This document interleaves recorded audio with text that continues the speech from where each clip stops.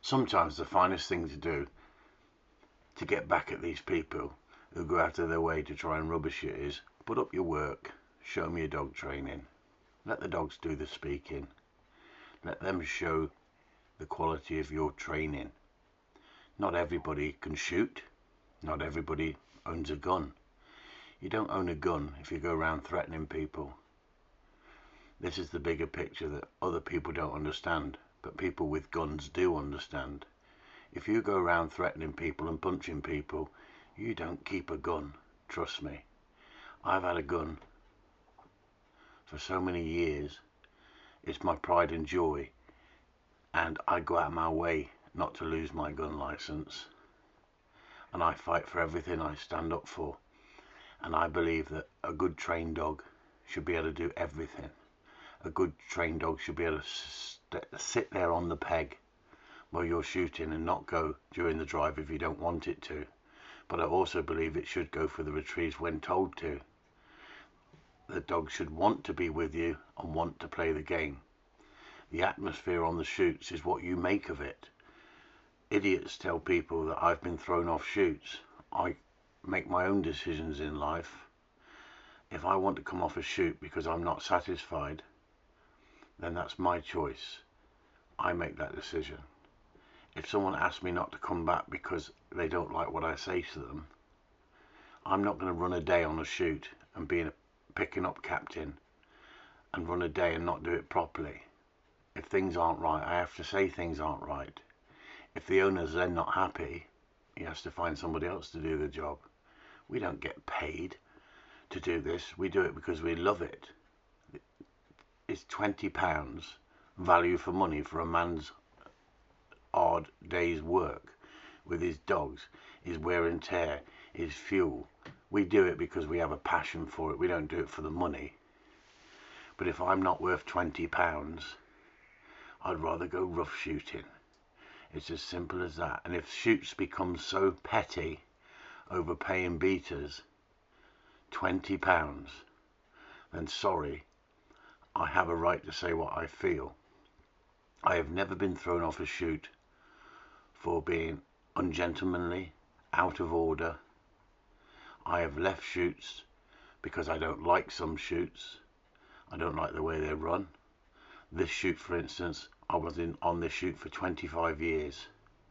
Thoroughly enjoyed the shoot until it really went commercial. When it went commercial, it's all about the money. And I totally understand if that's what you want to do in life, you've got to take that direction. But you can't run it as a professional setup and have 3 pickers up on a 250 bird day. It doesn't work. It's not fair. It's not ethical. And so all I'm saying is, people spread rumours that Chris Upton got thrown off shoots. Chris Upton said that he wanted to judge trials and he threw his toys out the pram because they didn't allow him to judge trials. What an absolute load of rubbish. It started off that they wanted to talk about my dog training, my methods, how I was cruel to dogs when I trained dogs. And then what happens is they don't win that fight. They don't win that argument. Then they try and make themselves victims because I stand up and say I have a right to do what I'm doing. If it's against the law, that's a different thing. But what I do and what I show is up to me, what I put on the internet. You have a right to have an opinion, but what you don't have is a right to slander and lie about me. If you do that, I will expose you for what you are. Then you play the victim. If you play the victim, not everybody's going to believe you after a while, because it's like the kid who cried wolf, isn't it? People start to see through you. I think my 5,500 videos and 7,500 subscribers talk for themselves, really, don't they? I let my videos do the talking, and yet I can still stand up and defend myself. I train dogs to a very high standard. I have judged trials. I have never asked to judge a trial in my life. That is ungentlemanly. You should be invitation only to judge a trial. You shouldn't be walking around or contacting people saying, if you don't let me judge a trial, I'm going to leave the club. I've never heard such shite in my life coming from this woman's mouth that is gobbing off on the internet about me yet again. And she says that she's being stalked. Let's be real, everybody. Who's really being stalked? She watches every one of my videos. She's one of my biggest fans. I've even offered her to come over to Patreon if she wants to pay. She now says that I don't put up videos of me disciplining dogs on YouTube. I wonder why. Because of the hate that these people peddle, when in fact it's not cruelty in any way, it's discipline at the right time. She doesn't want to talk about the 95% fun-based training or how this dog's having a wonderful time here, look.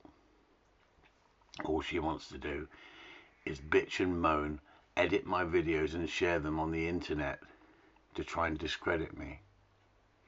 I warned her a long time ago. Leave me alone and go away. You've said your piece. You've had your opinion. Now leave me alone and get on with your life. And she couldn't. I begged the police to sort her out. I exposed her for what she was. She's got no following, and yet she's still putting up video after video about me because she's obsessed about me. This is the problem with the internet. You've got some people on there with mental health issues. Why can't they just sit and watch the videos and enjoy these dogs working in the countryside? Why can't they watch these dogs doing the job they love to do? Does this dog look beaten to you? This dog has picked thousands and thousands of birds, and still he's steady. Still he does his job as he's told, to this day. These dogs are with us for such a short time. What you haven't seen is all the other dogs I've had before Wiz, because the technology only came in about 10 years. We only went onto the internet about 10-15 years ago at the most, and we didn't have the technology to video this stuff. Wouldn't it be wonderful if you could look back at the past masters of the sport and think, wow, I'm nearly as good as he is? But unfortunately they didn't have that. Now we've got that. I keep saying to people, if you think you can do better, put up your videos and show me. Put up your videos and show me your dog working under temptation. Not just fetching a freaking ball off a stick down a hill. Let's see your dogs working under temptation, because my dogs, my winning dogs, trial winning dogs, have won tests. They've been in the beating line. They've been picking up. My dogs are real working dogs. I'm not a good shooter, but I shoot over dogs. I know how to shoot over dogs. This here is a bit of fun for me. On the odd occasion I do this, on a beater's day or something like that. Why? Because I couldn't justify paying £40 a bird myself. I wouldn't get much of a kick out of it having to pay £40 every time I dropped a bird. This would have been a very expensive day, as you can see, look. That's the birds I shot on just one drive. And that's the birds the dog retrieved. I can pick up, I can shoot, I can beat, and I can run competition if I want to. It's my choice to run competition, and I can also have a laugh with like-minded people on the shoots. So what you don't want to do, everybody, is listen to the crap out there, the slander and the lies. I've got plenty of people who support me in the dog training world. Yes, I speak my mind. Yes, I say the way I see it. Trialing used to be my passion. Training dogs is my passion. My true passion is training dogs and training people and watching the smiles on their face when they can have days like this.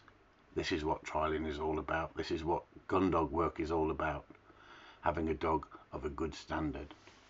So for all you haters out there, this is what winds you up.